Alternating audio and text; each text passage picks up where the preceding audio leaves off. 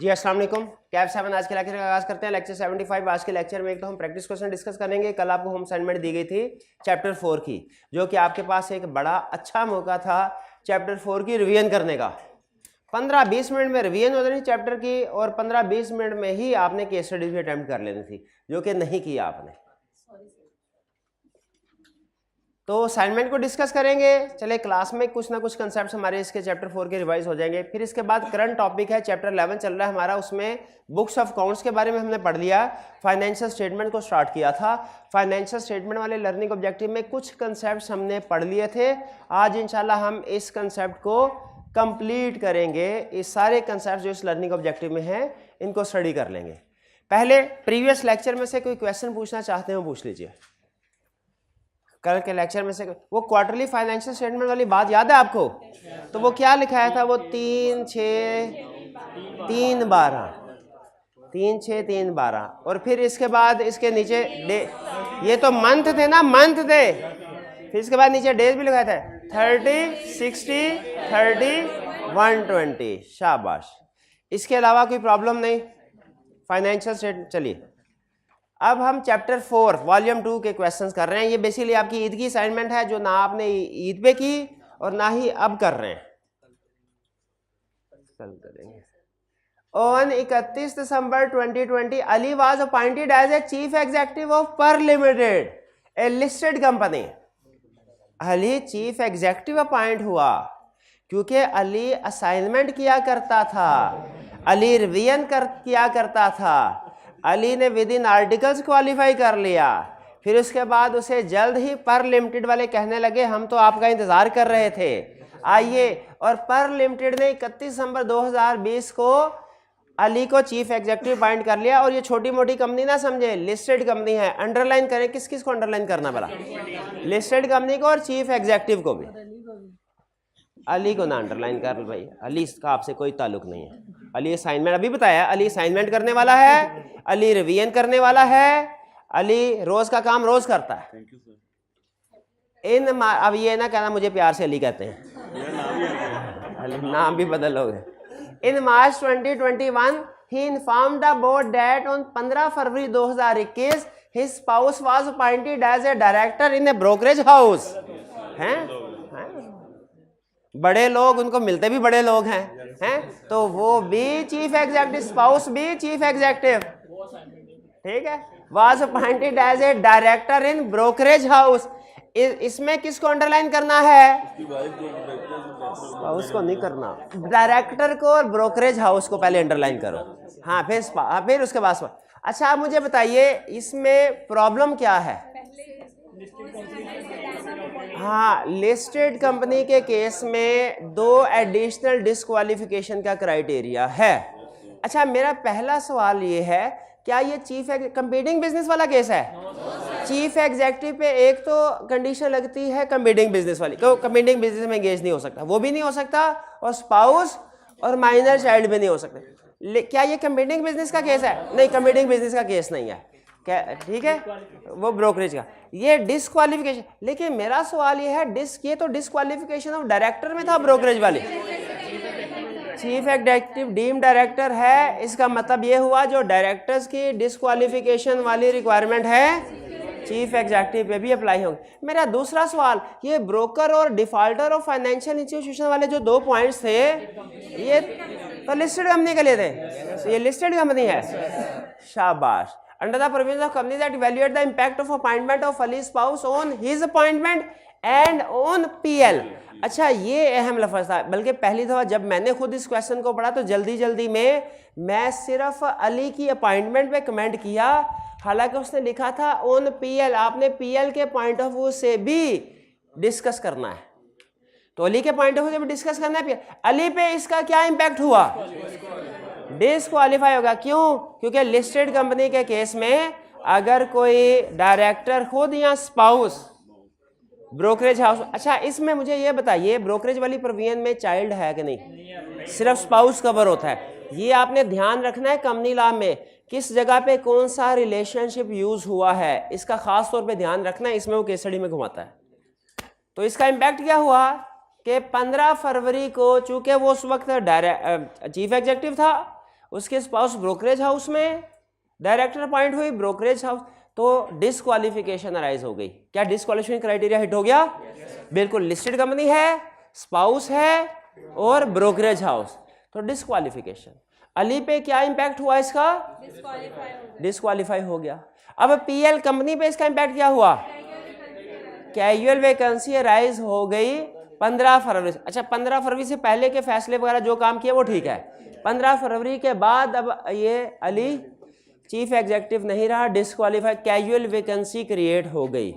और मेरा भाई मुझे बताएगा ये कैजुअल वैकेंसी, मेरा ये ख्याल है कि फिल करना लाजमी नहीं है। लाजमी है। किसने फिल करनी है और कब करनी है? डायरेक्टर्स ने फिल करनी है कैजुअल वैकेंसी। कब करनी है? With in 14 days. शाबाश, ठीक है। चीफ एग्जीक्यूटिव की कैजुअल वैकेंसी याद रखें हर सिचुएशन में फिल करना लाजमी है। डायरेक्टर की कैजुअल वैकेंसी कुछ में फिल करना लाजमी है, कुछ में नहीं। लिस्टेड हो तो लाजमी है, अनलिस्टेड कंपनी हो तो डायरेक्टर कैजुअल वैकेंसी फिल करना लाजमी नहीं है, अगर मिनिमम नंबर पूरे हो रहे हो। हाँ, और मिनिमम नंबर क्या है डायरेक्टर्स के? लिस्टेड में 7, अनलिस्टेड में 3, प्राइवेट में 2 और सिंगल मेंबर कंपनी में 1। ठीक है।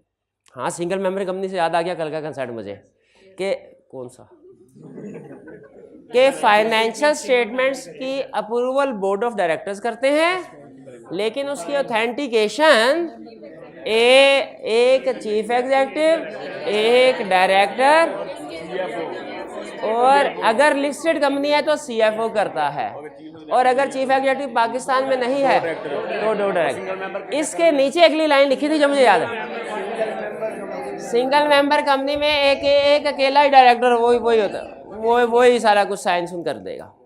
ठीक है, वो भी ना हो नहीं तो वो होगा सिंगल मेंबर कंपनी। जी, इसमें कोई प्रॉब्लम, कोई डिस्कशन करना चाहते हो किसी पॉइंट के ऊपर? इसमें सबसे अहम चीज़ ये थी कि आपने अली के पॉइंट ऑफ व्यू से भी डिस्कशन करनी थी और पीएलबी रिक्वायरमेंट में दोनों चीज़ें शामिल है। आगे चले जी। Next, volume 2 chapter 4 question 6, explain whether और not following statements are in accordance with provisions of companies act and support your answer with reason. बताना है कि ये कंपनीज एक्ट के मुताबिक है कि नहीं, और रीजंस बतानी है, सपोर्ट करना है अपने आंसर को।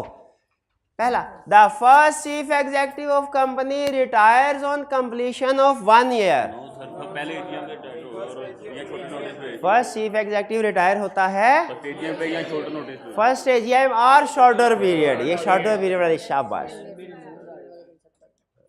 फिर एक गलती तो हमने इसमें ढूंढ ली। फिर कह रहा है the subsequent chief executive must be appointed by shareholder within 30 days from the date of retirement of first chief executive. पहला, subsequent chief executive shall be appointed by directors, chief executive नहीं by directors. और दूसरा, within 14 days of election of director. शाबाश। तो total इसमें कितनी गलतियां उसने? 3। पहली गलती क्या?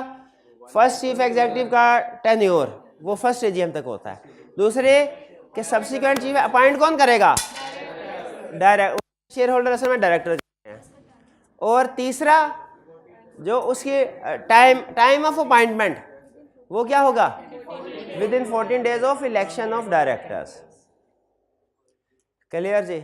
इसमें कोई प्रॉब्लम? आगे चलो।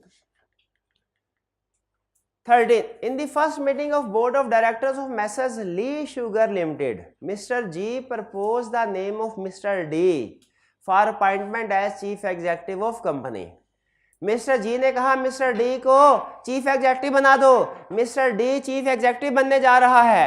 Mr. D चीफ एग्जीक्यूटिव किस कंपनी का? ली शुगर लिमिटेड का। ली का नहीं, ली शुगर लिमिटेड का। किसका? ली शुगर लिमिटेड का। शुगर, क्या नाम में वो बिजनेस आना चाहिए? आ रहा है, पहले रिक्वायर्ड नहीं था, अब रिक्वायर्ड है। ठीक है। Mister A oppose the proposal saying that Mr. D is already a chief executive in Messrs. He Sugar Private Limited and therefore cannot be appointed here as such. Comment on the statement of Mr. A in the light of provisions. Statement competing business में engage नहीं हो सकता। और लेकिन ये तो private company है। नहीं, लिस्टेड कंपनी के चक्कर में तो लोग दूसरे मामले में नहीं हो सकता। जो ऐसी कंपनी जो एक मिनट बिजनेस कैरी किया, ये जो रिस्ट्रिक्शन थी ना कि चीफ एग्जेक्टिव कंपनी बिजनेस में एंगेज नहीं हो सकता, ये पब्लिक कंपनी के चीफ एग्जेक्टिव के लिए है। तो मैं ये कह रहा हूँ ये तो प्राइवेट कंपनी, पॉइंट पब्लिक का हो रहा है। अच्छा, हमने ये क्वेश्चन ली शुगर लिमिटेड के हिसाब से करना है कि ही शुगर, हाँ, इससे डिपेंड करता है आंसर। अगर ली शुगर के पर तो वो चूंकि पब्लिक कंपनी है, हम चीफ एग्जेक्टिव को गए खबरदार किसी कंपीटिंग बिजनेस की तरफ गए। लेकिन अगर हम प्राइवेट कंपनी में बैठे होते तो हमारा चीफ एग्जेक्टिव, तो इस प्राइवेट कंपनी को कोई टेंशन नहीं होती, टेंशन होती तो उस पब्लिक कंपनी को होती। तो यहाँ पे चूंकि हम क्वेश्चन कर रहे हैं ली शुगर लिमिटेड के पॉइंट ऑफ व्यू से, जो कि एक पब्लिक कंपनी है, तो हम कहेंगे ये जो एतराज़ है ये वैलिड है, वो कंपीटिंग बिजनेस है, कंपीटिंग बिजनेस में ऑलरेडी चीफ एग्जेक्टिव है, इस वजह से अपॉइंट नहीं हो सकता। इसको क्या करना पड़ेगा, एक तो डिस्क्लोज करना पड़ेगा। अगर अपॉइंट होना चाहता है ये, अब मिस्टर जी ने कहा सर मेरी बचपन की ख्वाहिश थी कि मैं मैसर्स ली शुगर लिमिटेड में चीफ एग्जेक्टिव बनूं, इसके लिए मैं हर कुर्बानी देने को तैयार हूं। तो बताइए क्या कोई सूरत निकलती है कि वो ली शुगर, क्या सूरत निकलती है? पहले एट टाइम ऑफ अपॉइंटमेंट बता दे कि मैं कमेटी में, और डिस्क्लोज करने का ये मतलब नहीं है इजाज़त मिल गई, और प्राइवेट कंपनी के चीफ एग्जेक्टिवशिप से रिजाइन कर दे, फिर वो बन सकता है चीफ एग्जेक्टिव, वरना नहीं। कुछ समझ आए? इसमें कोई problem? Next 16, on 24th February 2006 Mr. Hassan was appointed by board of directors of XYZ Limited, a listed company, as the company's chief executive for a period of 2 years। 2 years के लिए तो अपॉइंटमेंट हो ही नहीं सकती। अच्छा, chief executive की हो सकती है वह 3 years और शॉर्टर पीरियड, डायरेक्टर की नहीं हो सकती। डायरेक्टर की अपॉइंटमेंट 3 साल के लिए होती है। वो कौन सा केस है जिसमें डायरेक्टर्स की अपॉइंटमेंट 3 साल से शॉर्टर पीरियड पे हो सकती है? डिस्क्वालीफाई नोट नहीं, की सवाल नहीं, जब डायरेक्टर की अपॉइंटमेंट ही 3 साल से कम पीरियड के लिए, कैजुअल वैकेंसी ना, कंपनी लिमिटेड बाय गारंटी, ठीक है, ये याद है आपको? नॉट हैविंग शेयर कैपिटल के हैविंग शेयर कैपिटल, इसमें याद है आपको डायरेक्टर का टेन्योर? वो अगर कहे चाहे तो अपने आर्टिकल्स में, वरना नॉर्मली डायरेक्टर्स का पीरियड 3 साल होता है, नॉर्मली डायरेक्टर्स का पीरियड 3 साल। हाँ, चीफ एग्जेक्टिव में 3 years और शॉर्टर पीरियड कर सकते, लेकिन इंसान को अपने एग्रीमेंट का, अपने वादे का पाबंद रहना चाहिए। इसलिए अगर चीफ एग्जेक्टिव को 3 साल के लिए अपॉइंट कर दिया तो 3 साल से पहले उसको रिमूव नहीं कर सकते। कर सकते हैं, बिल्कुल कर सकते हैं। हमारा अपने वादे पे कायम रहना इस केस में इतना ज़रूरी नहीं जितना चीफ एग्जेक्टिव का अपनी स्टैट्यूटरी ड्यूटीज़ पूरी करना ज़रूरी है। अगर वो अपनी ड्यूटीज़ पूरी ना कर रहा हो तो हाँ, हम अपने वादे पूरे, हाँ शाबाश हैं। चोर जंग लड़ते हुए उसके ऊपर कोई कानून अप्लाई नहीं होता, और पुलिस वाले हैं उनके ऊपर जंग लड़ते कानून अप्लाई होना चाहिए, तो होना चाहिए, कानून कहता है तो होना चाहिए। लेकिन यहाँ पे हमारा लॉ क्या कहता है कि अगर हमने डायरेक्टर्स ने वादा कर लिया है तेरे को 3 साल के लिए चीफ एग्जेक्टिव बनाते हैं, और फिर अगर वो कोई 2 नंबर काम करे तो उसको उसी वक्त उड़ा के फेंक दो कंपनी से बाहर। ये बात पड़ी है कि नहीं? रिमूवल, चीफ एग्जेक्टिव को अर्लियर रिमूव किया जा सकता है, पढ़ी है कि नहीं पढ़ी? इररिस्पेक्टिव ऑफ एग्रीमेंट, रिमूवल कौन कर सकता है?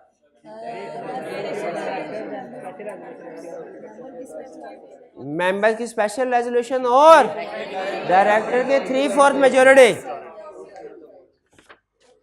कह रहे अच्छा चीफ एग्जेक्टिव अपॉइंट कर दिया 2 साल के लिए। Thereafter the stock exchange boom occurred and mister Hasan है आज हैं, अच्छा okay the stock exchange boom occurred and Hasan limited also set up a brokerage company.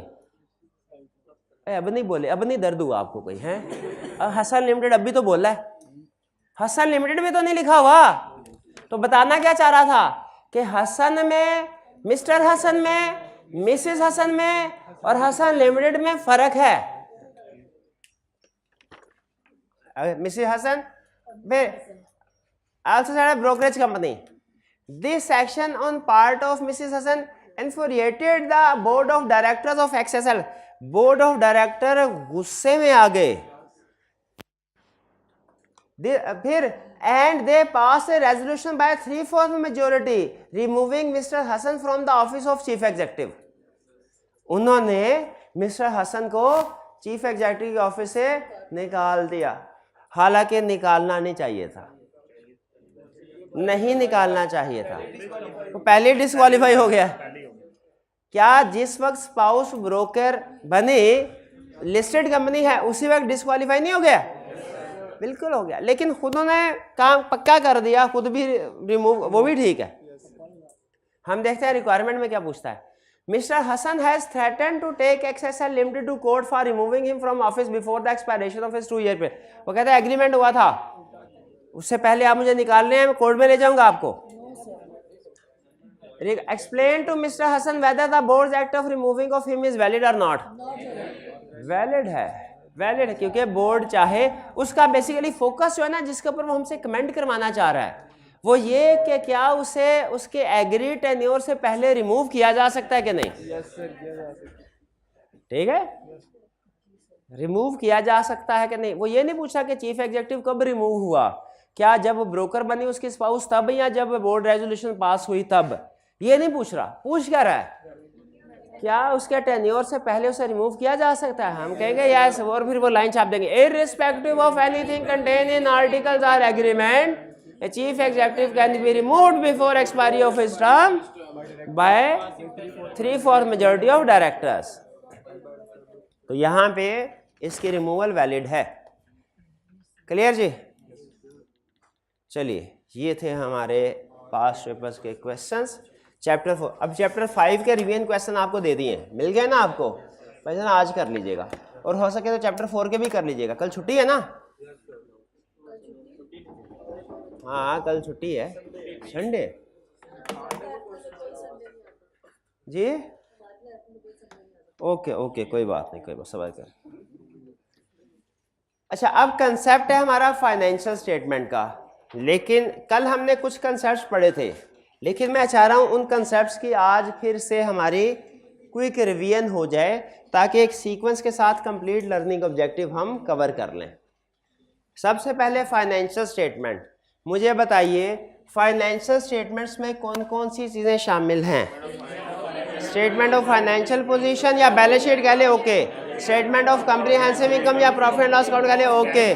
Cash flow statement, statement of change liquidity, notes to the accounts, comparative, यही सुनना था, शाबाश। और any other information which SCCB में prescribe. बेहतरीन, हमें पता चल गया फाइनेंशियल स्टेटमेंट्स क्या है। क्या बुक्स ऑफ अकाउंट्स में और फाइनेंशियल स्टेटमेंट में फ़र्क पता है हमें? क्योंकि बुक्स ऑफ अकाउंट्स हमारा और कंसेप्ट है, फाइनेंशियल स्टेटमेंट और कंसेप्ट। बुक्स ऑफ अकाउंट जो डे टू डे ट्रांजैक्शन जो है में रिगार्ड होती हैं। अच्छा, ज़रा चलते चलते बुक्स ऑफ अकाउंट्स भी बता दीजिए, कौन कौन सा बुक्स मेंटेन करना रिक्वायर्ड है बाय कंपनी से? All sums of money received or paid along with particulars, sale record of sale and purchase,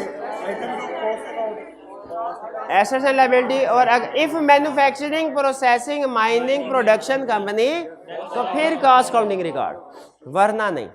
तो ये हमारे बुक्स ऑफ अकाउंट्स थे। लेकिन अब हम फाइनेंशियल स्टेटमेंट्स को पढ़ रहे हैं, सिर्फ रिवीजन पर्पस के लिए आपसे बुक्स ऑफ अकाउंट्स की एग्जांपल पूछी। इसके बाद आगे चलते हैं। फाइनेंशियल ईयर, कैलेंडर और फाइनेंशियल ईयर में क्या फ़र्क है? कैलेंडर ईयर हमेशा स्टार्ट होगा 1 जनवरी से और फाइनेंशियल ईयर वो कंपनी टू कंपनी वेरी करता है। ठीक है, डिफरेंट कंपनीज का फाइनेंशियल ईयर एंड डिफरेंट हो। अच्छा, लेकिन होता ये भी नॉर्मली 12 मंथ का है। कैलेंडर ईयर तो ऑलवेज 12 मंथ का होगा ना, फाइनेंशियल ईयर नॉर्मली 12 मंथ्स का होता है। क्या कभी कम ज़्यादा हो सकता है? यस, इनकॉर्पोरेशन के वक्त हो सकता है। और ट्रांजिशन ऑफ द ईयर, आपने टैक्स में पढ़ा होगा कंसेप्ट को, चेंज हो सकता है। 12 अगर तो फाइनेंशियल ईयर 12 मंथ से कम का है तो कोई प्रॉब्लम नहीं है, अगर ज्यादा का है शाह से स्पेशल परमिशन चाहिए। फाइनेंशियल ईयर का कंसेप्ट क्लियर हो गया? चलिए अब आगे चलते हैं। अब अच्छा, अब देखिए 2-3 कंसेप्ट्स हैं। पहला कंसेप्ट, जब फाइनेंशियल स्टेटमेंट्स की कितनी टाइप्स हैं? फाइनेंशियल स्टेटमेंट्स की कितने? एक है एनुअल फाइनेंशियल स्टेटमेंट, एक है क्वार्टरली। फिर क्वार्टरली की आगे टाइप्स है first quarter, second quarter, third quarter. Quarterly को फिलहाल हम साइड पे कर रहे हैं, पहले एनुअल फाइनेंशियल स्टेटमेंट की डिस्कशन करते हैं। आप अगर अपने लर्निंग ऑब्जेक्टिव को भी देखें ना तो उसमें दिखेगा इस लर्निंग ऑब्जेक्टिव का जो लास्ट पेज है ना, क्वार्टरली फाइनेंशियल स्टेटमेंट की डिस्कशन सारी वहां पे हुई है। आप देखिए जरा क्वार्टरली फाइनेंशियल स्टेटमेंट की हेडिंग अगर आपको इस लर्निंग ऑब्जेक्टिव के एंड में नजर आती है तो उसको टिक कर लें। तो क्वार्टरली फाइनेंशियल स्टेटमेंट की डिस्कशन एंड में होगी, पहले किसकी होगी? Annual financial statement. तो एनुअल फाइनेंशियल स्टेटमेंट्स को अब हम डिस्कस करते हैं। अब हम जितनी भी डिस्कशन करेंगे वो सारी किसकी होगी? Annual financial. क्वेश्चन के अंदर अगर सिर्फ फाइनेंशियल स्टेटमेंट का वर्ड यूज करें तो उसका मतलब एनुअल फाइनेंशियल स्टेटमेंट। क्वार्टरली के कंसेप्ट की तरफ तब जाना है जब क्लियरली उसने क्वार्टरली का लफ्ज लिखा होगा। ठीक है, तो एग्जाम में रिक्वायरमेंट पढ़ते हुए ध्यान से आपने पढ़ लेना वो क्वार्टरली का वर्ड यूज कर रहा है कि एनुअल का वर्ड। हालांकि कुछ कंसेप्ट सेम है लेकिन कुछ कंसेप्ट डिफरेंट भी हैं। तो फाइनेंशियल स्टेटमेंट्स हैं। अब हमारा पहला कंसेप्ट, एनुअल फाइनेंशियल स्टेटमेंट्स का पीरियड क्या होगा? पीरियड। अच्छा, जैसे एक कंसेप्ट होता था ना कि चीफ एग्जीक्यूटिव का टेन्योर क्या होगा और एक होता था उसकी अपॉइंटमेंट कब होगी। दोनों में टाइम आता था, एक में ईयर्स थे एक में डेज, लेकिन दोनों कंसेप्ट डिफरेंट है। चीफ एग्जीक्यूटिव अपॉइंटमेंट होगी बोर्ड ऑफ डायरेक्टर के इलेक्शन के 14 डेज के अंदर अंदर, लेकिन उसका टेन्योर होगा 3 years और दोनों कंसेप्ट डिफरेंट है ना। उसी तरह फाइनेंशियल स्टेटमेंट्स में भी दो कंसेप्ट है, एक है इसका पीरियड कवर्ड क्या होगा और एक है इसे प्रेजेंट कब किया जाएगा।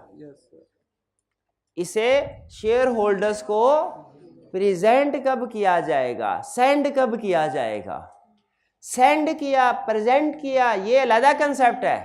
पीरियड कवर्ड बाय फाइनेंशियल अलग कंसेप्ट। तो फाइनेंशियल स्टेटमेंट्स का, एनुअल फाइनेंशियल स्टेटमेंट की बात कर रहा हूं, जब मैं फाइनेंशियल स्टेटमेंट बोल रहा हूं तो उससे मुराद क्या है? एनुअल फाइनेंशियल स्टेटमेंट्स का पीरियड कवर्ड क्या होगा? इट डिपेंड्स कि फर्स्ट फाइनेंशियल स्टेटमेंट है कि सब्सिक्वेंट। अगर फर्स्ट फाइनेंशियल स्टेटमेंट है from date of incorporation till closure of financial year, subsequent financial year है from date of preceding close financial year till the end of next financial year. Clear हो गया? यानी अगर इसको simplify करें तो इसका मतलब है नॉर्मली 1 साल हुआ करेगा, लेकिन जो फर्स्ट ईयर है इसमें वो जब से कंपनी इनकॉर्पोरेट हुई है उतने महीने होंगे। क्लियर जी? अच्छा, ये है पीरियड कवर्ड का कंसेप्ट। अब क्या कंसेप्ट आपको पढ़ाने जा रहा हूं, व्हेन टू प्रेजेंट। देखिए कंसेप्ट से ज्यादा ना, डिटेल से ज्यादा पहले मेन हेडिंग को डिफरेंशिएट करना अहम है। इसमें हम पीरियड कवर्ड में क्या सीखा, जो फाइनेंशियल स्टेटमेंट में लिखा है for the period ended income statement ABC for the period, वो है पीरियड कवर्ड, जो कि normally for the year ended होता है। आपने ईयर एंडेड किया होगा, ठीक है, तो वो है पीरियड कवर्ड। और अब हम क्या कहें, प्रेजेंट कब किया जाएगा। अब देखिए असल में होता क्या है, साल कंप्लीट हुआ उसके बाद सीईओ, सीएफओ और डायरेक्टर्स ये सब मिलके फाइनेंशियल स्टेटमेंट्स प्रिपेयर करना शुरू करते हैं। प्रैक्टिस में याद रखें, फाइनेंशियल स्टेटमेंट्स प्रिपेयर होती हैं साल ख़त्म होने के बाद। अगर ईयर एंड 31 दिसंबर है ना, तो 31 दिसंबर को ही फाइनेंशियल स्टेटमेंट प्रिपेयर नहीं हो जाती। इसकी एक छोटी सी एग्जांपल आपको देता हूँ।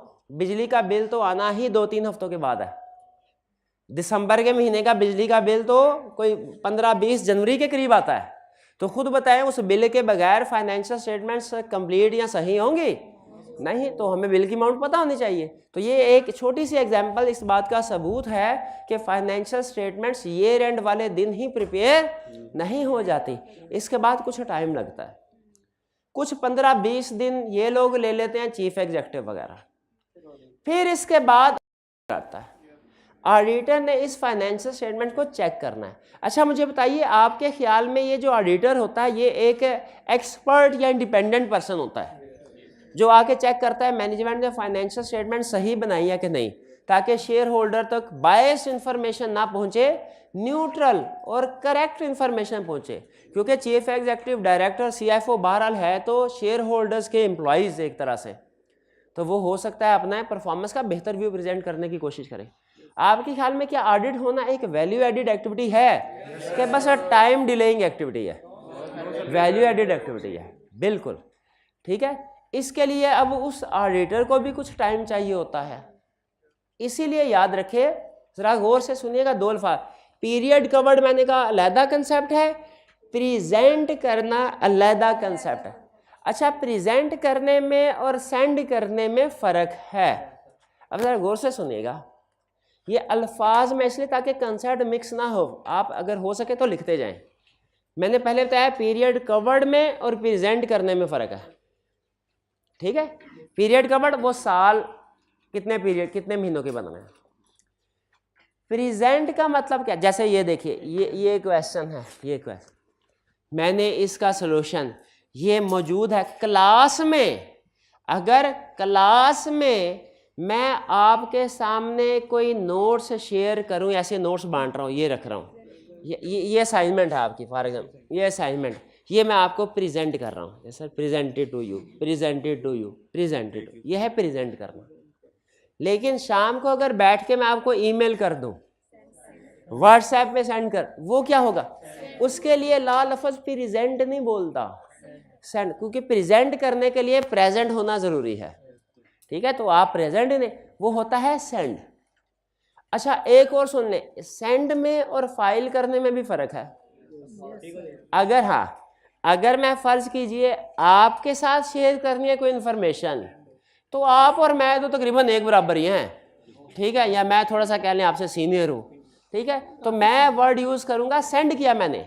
लेकिन अगर आई कैप कहे आप जो कुछ पढ़ा रहे हैं आपने मुझे भी सबमिट करवाना है, तो उसके लिए वर्ड बोलूँगा मैं फाइल, वो फॉर्मल वर्ड लीगल।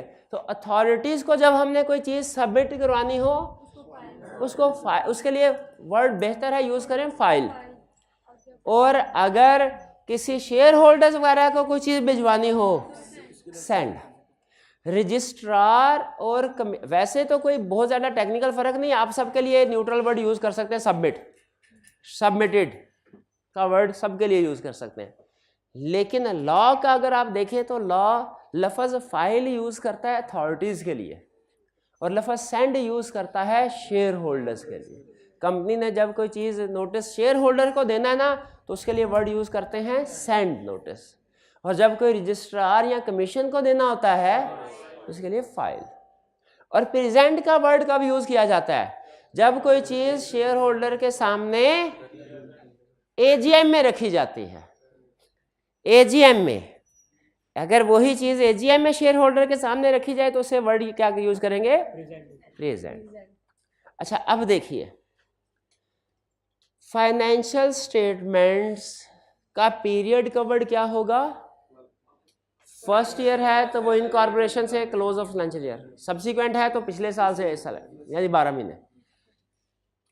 यह है present. Financial statements year and के फौरन बाद क्या प्रिपेयर हो जाती हैं, नहीं, ये 2-3 महीने लेती हैं, 2-3 महीने लेती हैं। अच्छा, फाइनेंशियल स्टेटमेंट शेयर होल्डर्स को सेंड कब करनी है, सेंड कब करनी है, एजीएम के नोटिस के साथ। और एजीएम का नोटिस कब होता है ये आपको पता ही है, मीटिंग से 21 दिन पहले। तो याद रखें, फाइनेंशियल स्टेटमेंट शेयर होल्डर को सेंड की जाती हैं along with notice of AGM और प्रेजेंट की जाती है एट एजीएम, एट एजीएम। अगर आपसे क्वेश्चन पूछे फाइनेंशियल स्टेटमेंट सेंड कब करनी है, हम कहेंगे इसका आसान along with notice of AGM, लेकिन फिर एक्सप्लेन भी कर देना है कि 21 days before AGM, at least 21 days before AGM. और अगर पूछे प्रेजेंट कब करनी है तो आपने ये नहीं कहना बिफोर एजीएम, प्रेजेंट कब करने एट एजीएम, और फिर बता भी देना एजीएम कब होनी है। ये हालांकि पुराना कंसेप्ट है मीटिंग वाला, लेकिन बता देंगे एजीएम कब होनी है, फर्स्ट एजीएम, फर्स्ट फाइन। अब सुनिए जरा, मैं इसको फॉर्मली कैसे बता रहा हूं। उसने एग्जाम में क्वेश्चन क्या पूछा कि when financial statement shall be presented to members. अब मैं जवाब दे रहा हूं, first financial statement shall be presented to members in first AGM which shall be conducted within 16 months from date of incorporation.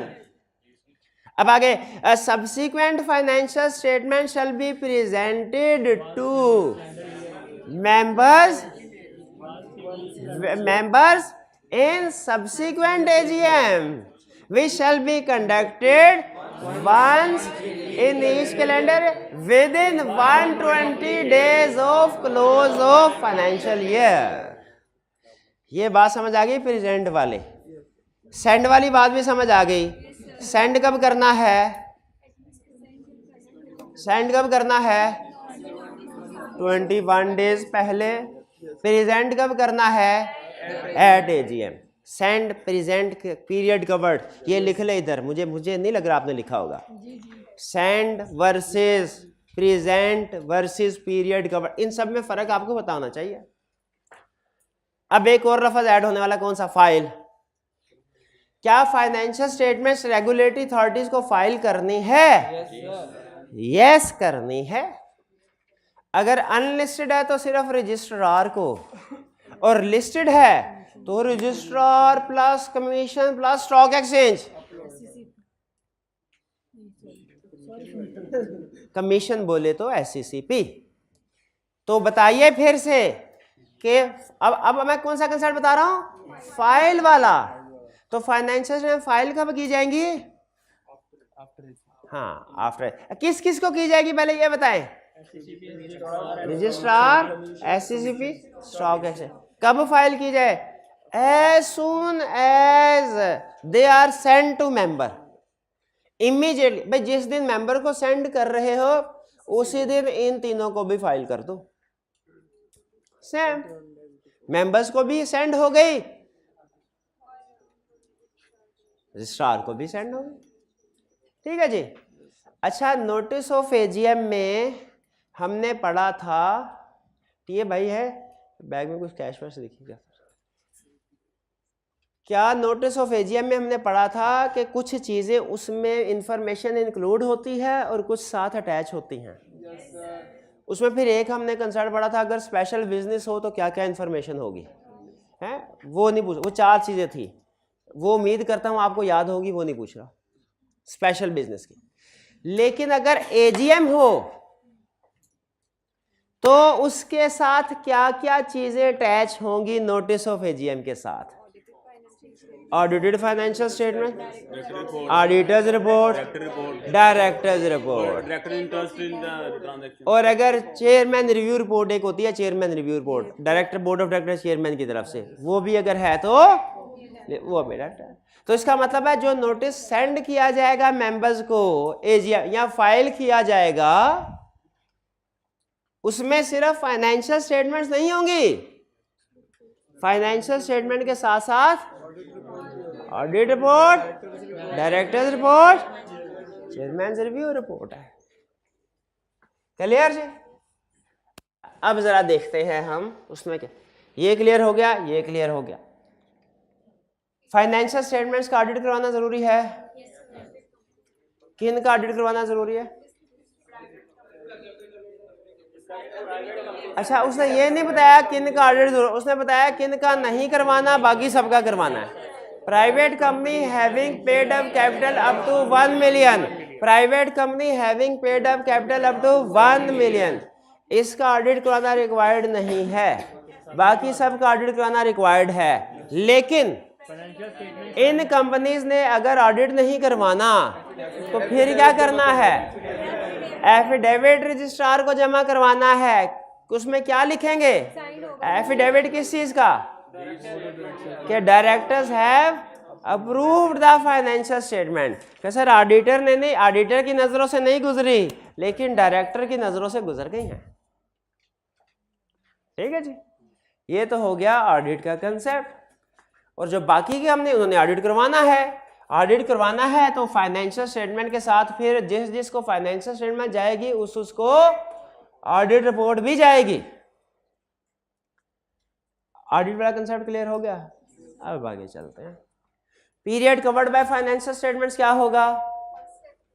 First है तो from incorporation till close of financial year. Second है तो प्रीसीडिंग फाइनेंशियल ईयर, ये भाई रोज proceeding लिख देते, preceding financial year till close of current financial year, जो भी कंपनी ने अडॉप्ट किया है, यानी कभी मार्च एंड होगा, कभी जून एंड कभी सितंबर। सब्सीक्वेंट का पीरियड 12 महीने से एक्सीड नहीं होना चाहिए, अगर होता है तो रजिस्ट्रार की अप्रूवल लेनी पड़ेगी। क्लियर जी? अच्छा, ये है पीरियड कवर्ड, और ये क्या है? When to present. अगर तो आपको मीटिंग वाला कंसेप्ट बेहतरीन है ना, तो व्हेन टू प्रेजेंट में सिर्फ इतना लिख दे इन एजीएम, खत्म। आगे एजीएम वाला कंसेप्ट रिपीट कर देना। लेकिन अगर एजीएम वाला कंसेप्ट आपको याद नहीं है, फिर एक्सप्लेन मैं कर देता हूँ। याद है कि नहीं? याद है तो बताइए कि जो फाइनेंशियल स्टेटमेंट्स हैं कब प्रेजेंट की जाएंगी? फर्स्ट फाइनेंशियल स्टेटमेंट है तो फर्स्ट एजीएम में which shall be conducted within 16 months from date of incorporation. कौन सा स्टूडेंट मुझे इस ये कंप्लीट कंसेप्ट बताएगा कि when to present financial statement? Sir जो फर्स्ट फाइनेंशियल स्टेटमेंट ये प्रेजेंट होगी 16 month from date of first financial statement present होगी विद इन फर्स्ट एजीएम में, जो कि कंडक्ट होगी विद इन 60 में from the date of incorporation. Subsequent financial statement है ये प्रेजेंट होगी फ्रॉम प्रोसीडिंग, और जो सब्सीक्वेंट फाइनेंशियल स्टेटमेंट है ये सब्सीक्वेंट एजीएम में प्रेजेंट होगी, जो कि कंडक्ट होगी प्रोसीडिंग से लेकर या क्लोज ऑफ फाइनेंशियल ईयर जो डॉक्टर किया कंपनी ने, जो कि once each calendar year within 120 days of close of financial year.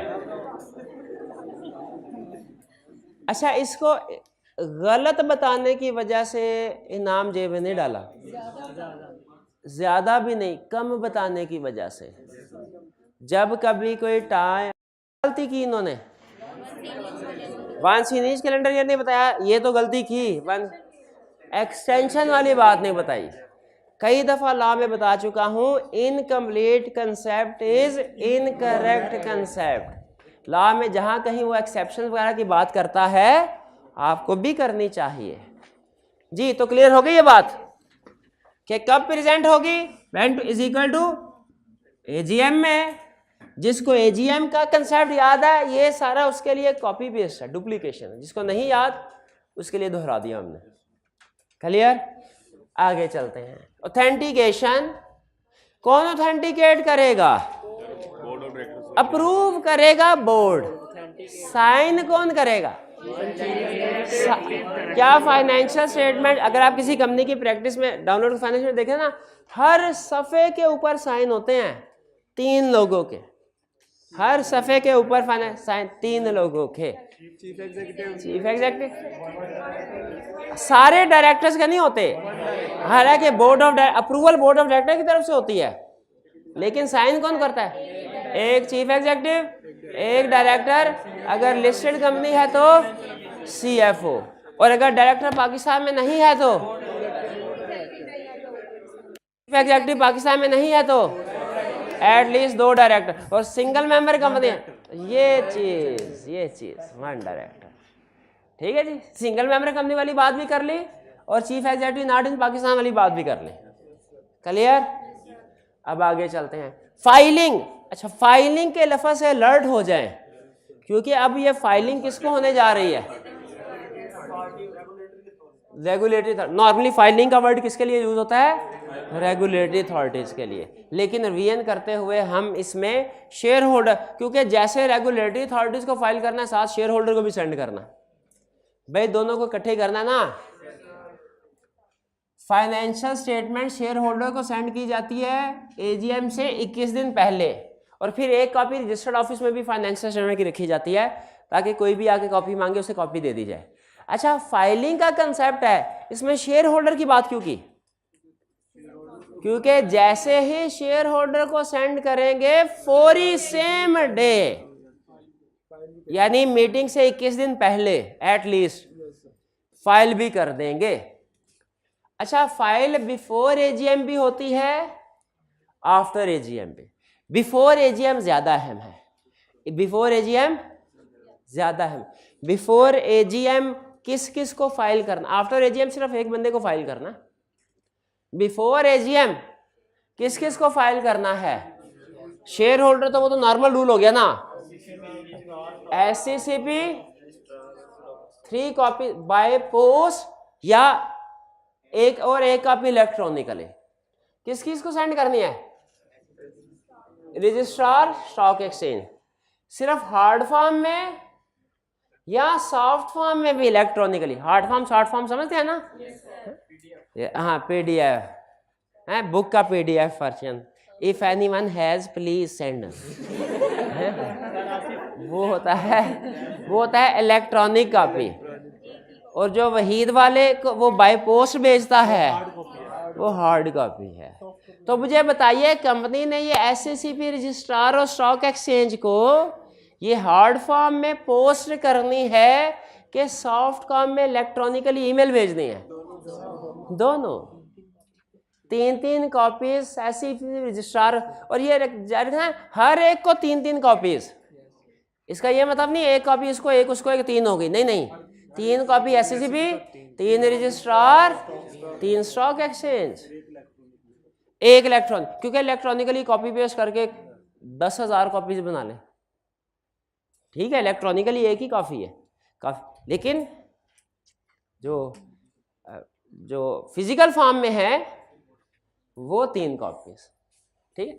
और कंपनी ने अपनी वेबसाइट पे भी अपलोड करने हैं, कंपनी ने अपनी वेबसाइट पे भी अपलोड करने। अच्छा, ये नोटिस भी याद रखें, नोटिस पहले फिजिकली जाया करता था मेंबर्स को, अब नोटिस भी इलेक्ट्रॉनिकली जा सकता है।